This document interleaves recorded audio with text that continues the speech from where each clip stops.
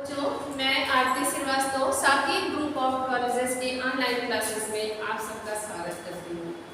बच्चों, मैं आज समाजशास्त्र विषय के अंतर्गत आप लोगों को समुदाय या कम्युनिटी नाम के टॉपिक का प्रकरण का मैं अध्ययन कराऊंगी। तो बच्चों, आज का हमारा टॉपिक है समुदाय, जिसको हम इंग्लिश में कम्युनिटी भी कहते हैं। तो बच्चों, प्रत्येक व्यक्ति जो समाज में रहता है वो किसी न किसी समुदाय का सदस्य जरूर होता है। तो समुदाय, सबसे पहले हम ये जानेंगे कम्युनिटी या समुदाय है क्या चीज, समुदाय किसे कहते हैं। तो बच्चों, समुदाय एक ऐसी चीज है जिसके सदस्य एक निश्चित क्षेत्र में सामुदायिक भावना के द्वारा जुड़े रहते हैं और एक निश्चित क्षेत्र में रहते हैं और उनमें हम की भावना पाई जाती है। तो समुदाय का एक निश्चित क्षेत्र होता है, इसमें हम की भावना होती है, इसमें सामान्य नियम होते हैं और प्रत्येक व्यक्ति किसी न किसी समुदाय का सदस्य अवश्य होता है। बच्चों, समुदाय शब्द जो है ये सामान्य जीवन जीने की प्रक्रिया से है, इसका अर्थ है, और इसमें व्यक्ति का, समुदाय में व्यक्ति का संपूर्ण जीवन व्यतीत होता है। तो समुदाय की सबसे बड़ी विशेषता है कि इसमें मनुष्य की का संपूर्ण जीवन व्यतीत होता है। तो बच्चों, जो समुदाय कम्युनिटी भाषा है, शब्द है,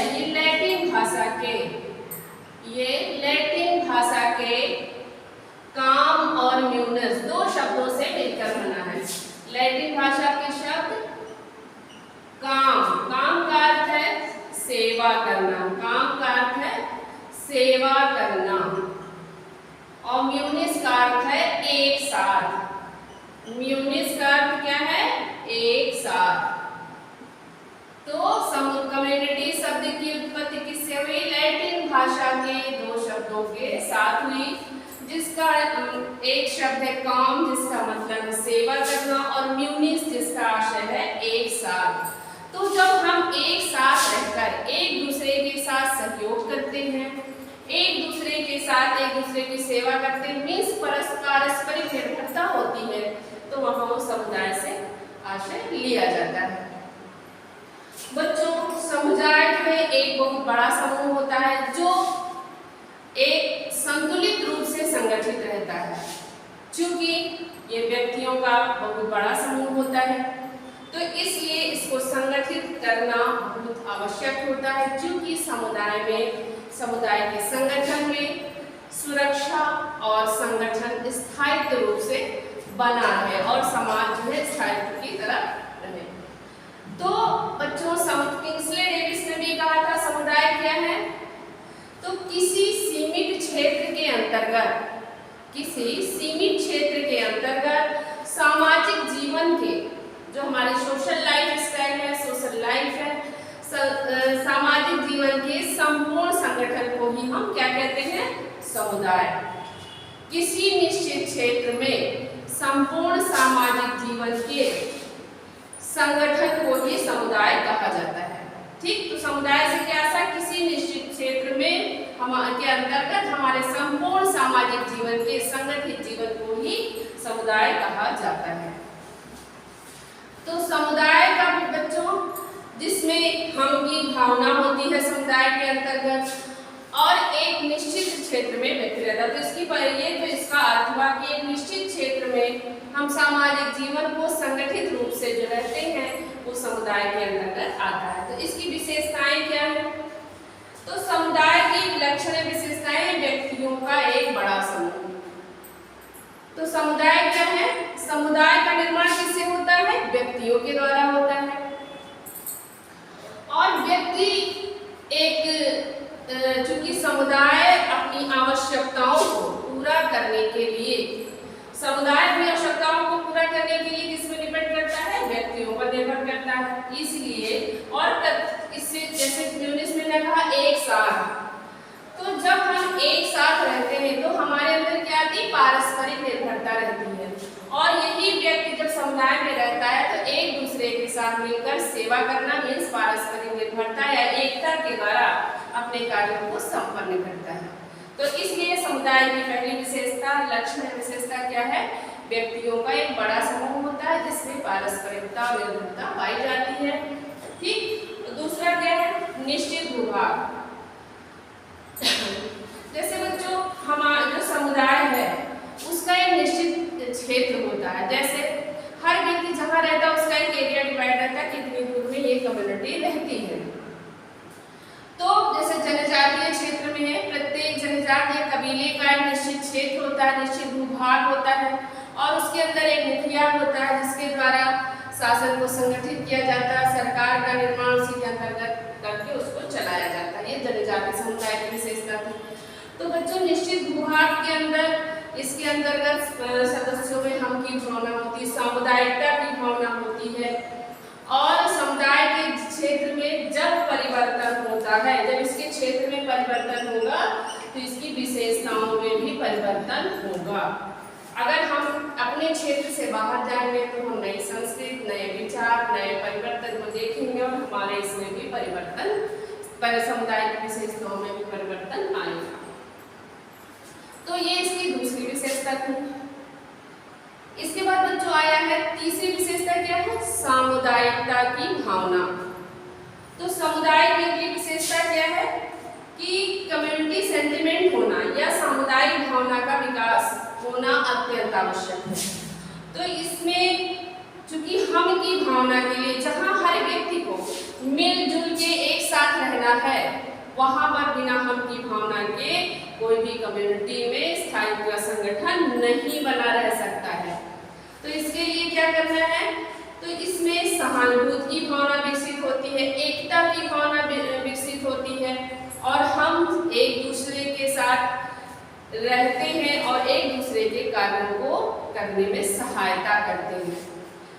तो सामुदायिकता की भावना में एक विशेष बात ये बच्चों की किसी स्थान की दूरी अथवा अंतर में भी इसकी विशेषता में अंतर आ जाता है। अगर हम किसी के साथ प्रत्यक्ष रूप से ज़्यादा जुड़े रहते हैं और हमारा मिलना जुलना होता है तो उसके साथ हमारी बॉन्डिंग और उसके साथ हमारी शेयरिंग एक अलग लेवल की होती है। लेकिन अगर उस किसी व्यक्ति के साथ हम काफ़ी दिन बाद मिलते हैं तो उसमें थोड़ा सा अंतर आ जाता है। जैसे बच्चों, जैसे मान लो हम अपने शहर या जिले से बाहर जाते हैं किसी दूसरे शहर में, तो हमको अपने जिले का कोई व्यक्ति मिल जाता है तो हमें बहुत अच्छा लगता है। इसके बाद इसी तरह हम स्टेट लेवल पे जाते हैं, फिर नेशनल, इंटरनेशनल। अगर हम विदेश में गए, कोई हमारे देश का व्यक्ति मिल जाता है तो हमको उससे ज़्यादा लगाव महसूस होने लगता है। तो इसी को क्या कहते हैं? सामुदायिकता की भावना। तो चूंकि उसको लगता है ये हमारे देश से आया है, हमारे कम्युनिटी से आया है, तो इसलिए उससे लगाव महसूस होता है। तो समुदाय की विशेषता क्या है? सामुदायिकता की भावना। सामुदायिकता की भावना होना समाज के स्थायित्व और संगठन के लिए अत्यंत आवश्यक है। ठीक। अब अगला क्या है? सामान्य जीवन। तो बच्चों सामान्य कॉमन लाइफ क्या होता है? सामान्य जीवन में जब सभी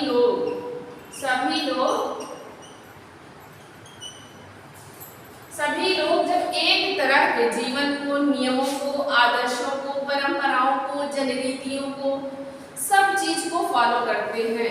क्योंकि सब एक ही समुदाय के सदस्य होते हैं, इसलिए जो कॉमन लाइफ स्टाइल होती है सबकी लगभग एक जैसी होती है, बहुत अंतर नहीं होता है। तो ये समुदाय की अगली विशेषता होती है कि एक कम्युनिटी के लोग लगभग सामान्य जीवन जीते हैं। उनके परंपराएं, उनकी नैतिकता, उनके मूल्य, उनके विचार सारे लगभग सिमिलर होते हैं।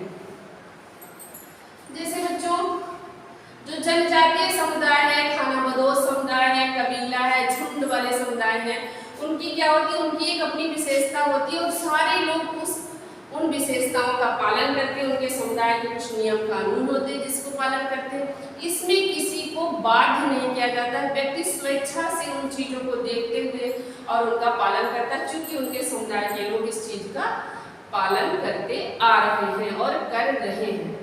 तो इसलिए इसकी अगली विशेषता क्या हुई? सामान्य जीवन। समुदाय क्या है? व्यक्तियों का एक बड़ा समूह होता है। निश्चित भूभाग होता है इसका, इसमें सामुदायिकता की भावना पाई जाती है और इसमें सामान्य जीवन जिया जाता है इसके जो सदस्य होते हैं। और इसके सामान्य नियम, इसके आप मान लीजिए जैसे ये मेन मुख्य विशेषताएं थी, ये इसके तत्व मान लीजिए।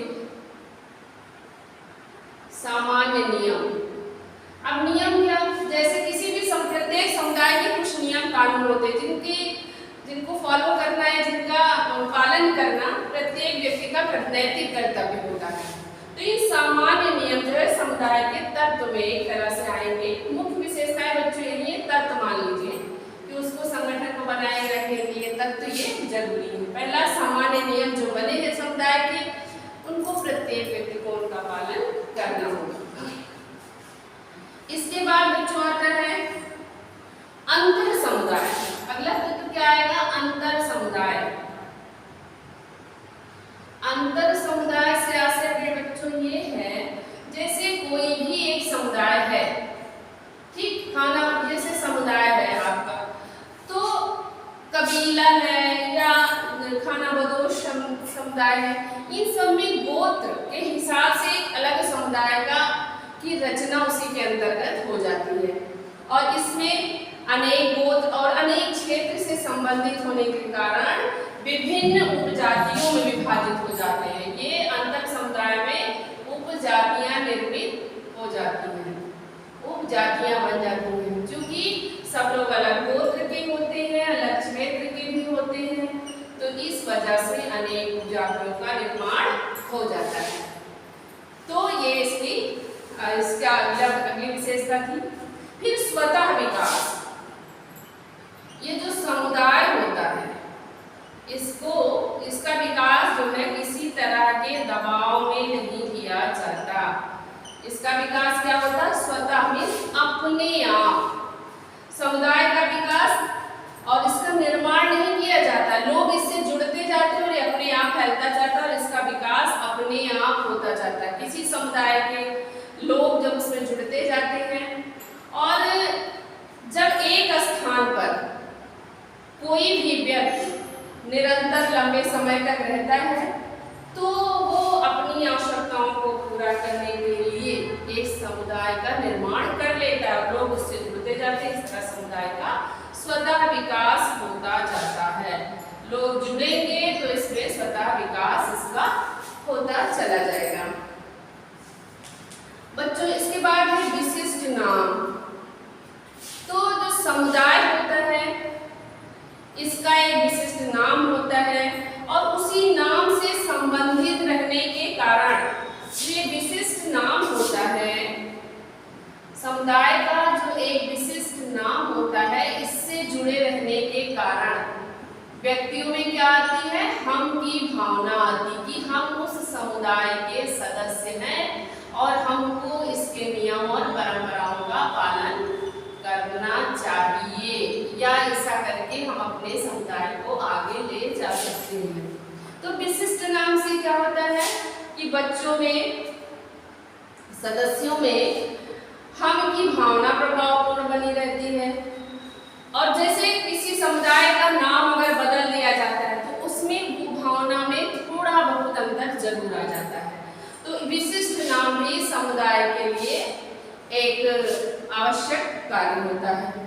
तो बच्चों समूह की पहचान अनिवार्य कसौटी, और ये जो इसकी मुख्य विशेषताएं हैं समुदाय की, ये 4 ही मुख्य विशेषताएं हैं। मुख्य 4 हैं, क्या है, व्यक्तियों का बड़ा समूह, निश्चित व्यापार, सामुदायिकता की भावना और सामान्य जीवन। ये मुख्य 4 विशेषताएं, ये इसके तत्व जोड़ लीजिए कि समुदाय को बनाए रखने के लिए किन किन तत्वों की आवश्यकता है। तो समुदाय को, तो उसमें क्या रहेगा, आपका सामान्य नियम जिनको हर व्यक्ति को फॉलो करना है। फिर अंतर समुदाय, जैसे गोत्र और क्षेत्र अलग अलग हो सकते हैं तो उसके अंतर्गत अनेक उपजातियां बन जाती हैं, ठीक है।